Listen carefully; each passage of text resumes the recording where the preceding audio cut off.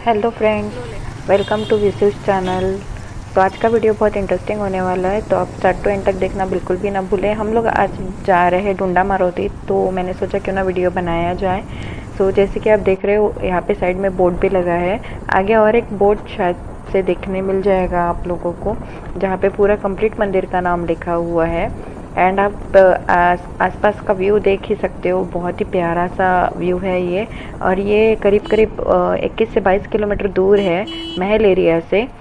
तो do visit, और बहुत अच्छा है। यहाँ पे माना जाता है कि हर किसी की इच्छाएं पूरी होती है। और ये मंदिर स्वयंभू है, यहाँ इसी किसी ने मूर्ति ले जाके बिठाया हुआ नहीं है। बहुत प्यारा मंदिर है, ऐसा सुना था। फर्स्ट टाइम जा रही हूँ तो सोचा आप लोगों के लिए वीडियो बना दूँ। तो इसे स्टार्ट टू एंड तक बिल्कुल देखिए एंड स्किप बिल्कुल मत कीजिए। देख सकते हो आप लोग, यहाँ पे रश दिख रही है क्योंकि हम लोग ट्यूसडे के दिन गए थे। यहाँ पे आसपास आप लोगों को बहुत सारे शॉप्स देखने मिलेंगे, जहाँ पे आपको पूजा की सामग्री और खाने पीने की चीज़ें भी मिल जाएंगी। सो ये रहा मंदिर का व्यू। सामने जो दिख रहा है वो मंदिर का मेन एंट्रेंस है। मंदिर में एंटर होते ही हमें पता चला कि हाँ, ये मंदिर अंडर कंस्ट्रक्शन है। मंदिर का कंस्ट्रक्शन चल रहा है, अभी कंप्लीट हुआ नहीं है। सो हम लोग अंदर गए, हमारा प्रॉपर दर्शन भी हुआ है। और मैंने सोचा क्यों ना आप लोगों को आसपास का व्यू भी दिखाया जाए, इसलिए मैंने थोड़ा वीडियो बड़ा बनाया है। सो आप देखिए। एंड मैं आपको और एक चीज़ बता दूँ कि यहाँ पे आप खाना भी बनवा सकते हो। उसके अलावा आपको अगर प्रसाद बांटना है, आप प्रसाद भी बांट सकते हो। कंस्ट्रक्शन के काम में अगर आप लोगों को किसी को हेल्प करनी है मंदिर में, तो आप वो भी कर सकते हो। तो डू विज़िट। और यहाँ पे बहुत प्यारा सा व्यू था। बहुत लोग आए हुए थे दर्शन के लिए। ट्यूसडे होने के कारण यहाँ पे थोड़ी सी रश थी। ट्यूसडे और सैटरडे को यहाँ पे रहती है रश। एंड यहाँ पे मंदिर के बाहर निकलते ही यहाँ पे और छोटे छोटे देवी देवताओं के छोटे छोटे मंदिर बने हुए हैं। सो ये भी ज़रूर देखें। हालांकि ये मंदिर शुरू था, लेकिन बाकी के जो छोटे छोटे मंदिर हैं वो हमेशा बंद रहते हैं, वो सिर्फ मॉर्निंग में ही खुले मिलते हैं। तो आप एक बार ज़रूर यहाँ पे विज़िट कीजिए। और हम लोगों ने सोचा क्यों ना इसकी स्टोरी जानी जाए, तो हम लोगों ने वहाँ के एक अंकल को, लोकल थे वहाँ के, उनको हम लोगों ने मिले उनसे और बात किए, तो उन्होंने हमको आगे की पूरी स्टोरी बताई। तो मैं चाहती हूँ कि आप भी उनके ही मुँह से डायरेक्टली सुने। मेरा बताना और उनके बताने में बहुत फ़र्क रहेगा। उनका कहना है कि ये मंदिर 150 साल पुराना है। तो इसकी स्थापना कैसे हुई, इसके पीछे की पूरी स्टोरी क्या है, वो आपको ये अंकल बताएंगे। सो मैं चाहती हूँ कि वीडियो आप स्टार्ट टू एंड तक ज़रूर देखें। और जिस किसी ने भी मेरे चैनल को लाइक नहीं किया वो लाइक करें, सब्सक्राइब करें एंड शेयर ज़रूर कीजिए। आप देख पा रहे हो, ये बाहर का व्यू है। यहाँ पे ये छोटे छोटे मंदिर जिसके बारे में मैं आप लोगों से अभी बता रही थी। और ये व्यू है, कंस्ट्रक्शन अभी तक शुरू है। आप देख पा रहे हो, बहुत ही प्यारा व्यू है यहाँ का। यहाँ पे बैठने के लिए भी जगह है। ये देखिए, अंधेरा होने के कारण यहाँ पे लाइट्स लग चुके थे, तो उसके कारण मूर्ति पे थोड़ा सा फोकस नहीं कर पाए हम लोग, थोड़ा सा ही हुआ है। तो जितना हम लोग वीडियो बना पाए, जितना बनाने की कोशिश की है, उतना ही मिला है, क्योंकि हम लोगों को पता नहीं था कि यहाँ पे वीडियो बनाने देंगे या नहीं। सो देखिए, ये गणेश जी का मंदिर है।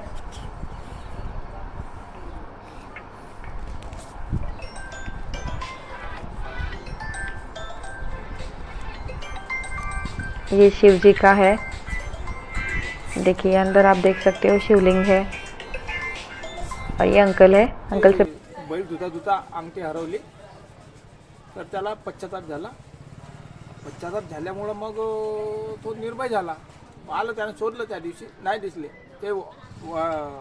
वाढ बैलाच्या दिवशी आहे घटना ही. तो घरी गेला. घरी गेल्यानंतर मग तो पहाटेच्या सुमारात 3-3:30च्या सुमारात त्याला स्वप्नामध्ये आलं का तुला अंगठी तुला मिळून जाईल, मला फक्त नदीच्या काठावर उचलून घेऊन दे, बस एवढं. त्याला जाग आली. पण वास्तविक पाहता त्याची अंगठी हरवली ती, ते सत्यच घटना त्याला वाटलं. परत तो त्या मित्र आणि तो इथे आला सकाळ दुसऱ्या दिवशी, म्हणजे पोळ्याच्या दिवशी.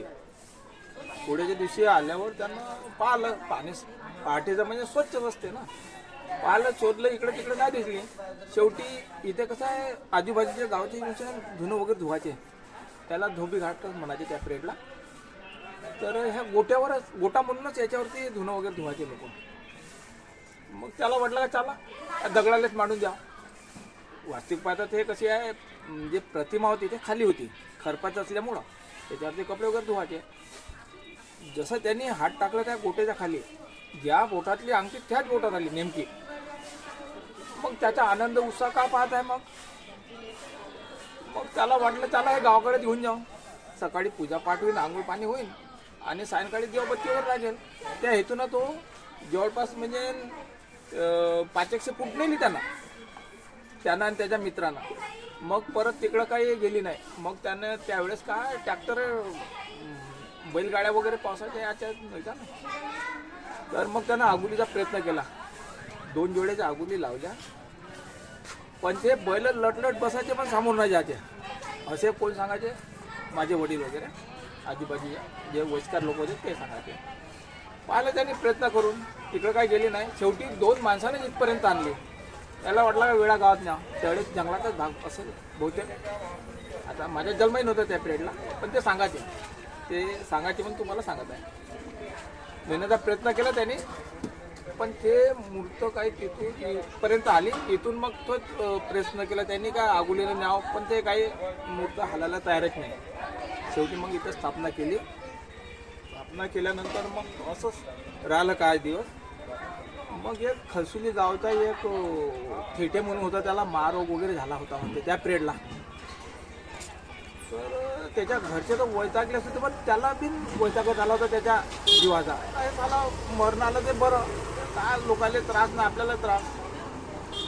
तर त्याला वाटलं का आता आत्महत्या करावं बा म्हणून त्यानं आपली दोरी आणली आणि ते खलसुली गाव काही जास्त लांब नाही येत ना, तो नाल्यानं आल्यानंतर मग आजूबाजूच्या साईडने येऊन शान मग इथं बसला. आता त्या पिरियडला वाल्याचा वाल्मिक झाला. कशामुळं, भक्तीमुळं. मग त्यानं इथं येऊन शाने ध्यान केलं. मेलं तर माझा उद्या शरीर जाळलं जाईल, का फायदा, म्हणून तू इथं बसला, ध्यान लावलं. आलं ध्यान लावल्यानंतर मग काही दिवसानंतर त्याला भूक वगैरे लागत असेल. 6 महिना राहिला मग तिथं. पावसाचे दिवस होते, खोपडी करून राहिला. मग त्याचा जो महारोग होता तो कुठं गेला, का गेला, त्यालाच नाही माहीत. 6 महिना शेवटी त्याचा महारोग नाहीसा होऊन तो आपल्या घरी गेला, प्रपंचात राहिला. ह्या खलसुली गावचा. दुसरा एक जयराम जगताप म्हणून उंबरगाव म्हणून आहे गाव, त्याला मुलं बाळ झालेच नाही 12 वर्षापर्यंत. म्हणजे बऱ्याच लोकांना साक्षात्कार झाला त्या पिरियडला. तर तो पायदळ याचा, त्यावेळेस रस्ते कुठं आले नव्हते. तो तिथून याचा, इथं त्यांना 1.25 महिना म्हणजे पदयात्रा म्हणा किंवा पायदळ म्हणा, खुल्या पायाने याचा, इथं दर्शन करून जायचा. त्याले 12 वर्षानंतर 2 मुलं आणि 4 मुली झाल्या. मग त्याचे ते आजूबाजूच्या गावाला सांगायचं. मग आमच्या गावात काही प्रसिद्ध नागरिक होते, ते मग 1962 मध्ये गावचे मिळून सायनी छोटंसं मंदिर बांधलं. मग तो एक शिंगूरकार म्हणून तो मिस्त्री होता आमच्या बाजूच्या रुईच्या गावचा. माझे वडील आजोबा वगैरे एक डोमाजी आडे वगैरे होते, ते गावचे नागरिकच होते. आणि त्याच्याजवळ भरपूर शेती होती. एक संपत खडसे म्हणून होता, तो पण चांगलाच होता. ते आजूबाजूच्या गावचे इंगळे वगैरे आगलाई वगैरे सर्व मिळून सायनी एक छोटंसं मंदिर बांधलं. मग धीरे चाललं, वाढत गेलं. आणि याचं नाव असं टुंडा मारुती का पडलंय? टुंडा मारुती. बेनशिरा म्हणजे डोकं नाही, डुंडा म्हणजे हात नाही, याचा अर्थ ह्या का बेनशिरा टुंडा मारुती म्हणून त्याचं नाव टुंडा मारुती पडलं. आणि त्या पिरियडला पुजारी वगैरे कोणीच नाही राहायचे. तर मग त्याचं तिथे एक कुंड म्हणून असं बसवलं होतं तांब्याचं बसवल्यानंतर कसं आहे, नारळ वगैरे फोडायचे. जुने लोक स्वतःच पूजा करायचे ना. नारळ फोडलं, बुची त्याच्यात, मग ते मुकी म्हणून सायनी ते नारळाचे त्याच्यातच फुलं वगैरे त्याच्याच वाहते. मग काही लोक तीर्थ म्हणून न्यायचे, त्याच्यात दूषित व्हायचं पाणी. म्हणून सायनी काही दिवसानंतर जेव्हा हे इथं मग सुरुवात झाली, चांगलं लोक येण्या जाण्याची, मग गाववाल्यानं त्याच्यामध्ये पळून बिलकुल चांगलं मग हेच केलं समजा कार्यक्रम दरवर्षी. तर वर्षातून 2 कार्यक्रम व्हायचे. राम जन्म ते हनुमान जयंती. हनुमान जयंती या दिवशी महाप्रसाद व्हायचा. हो. आणि दुसरा ज्योती ते ऋषी पंचमी हा 6 महिन्याचा कालखंड असते. ज्योतीच्या दुसऱ्या दिवशी मग महाप्रसाद व्हायचा. आणि हे माझ्या घरी चालू आहे वाळबैलाचा. जे वाळबैलाचा जो कार्यक्रम जसे हनुमानजीचं डोंडा मारुती प्रगट झाले वाळबैलाच्या दिवशी, तो वाळबैलाचा दिवस माझ्या घरी केले जाते आधी. म्हणजे आतापर्यंत ती प्रथा कंटिन्यू आहे. सरान महिनाभर भजन पूजन होते आणि वाळबैलाच्या दिवशी दही हांडी फोडतो आम्ही गावात. अच्छा, आज चालूच आहे. चला. माझे आजोबा गेले पंढरी आगलावे, नंतर राजेरामजी माझे वडील, आता मी एक अशोक आगलावे, तिसरी माझा पिढी. मोठा भाऊ भाऊराव आगलावे. हे आज पिढी. कार्यक्रम करत आहोत आणि दिवसांदिवस वाढत आहे. चला, थँक्यू एवढं सगळं सांगितल्याबद्दल. हो.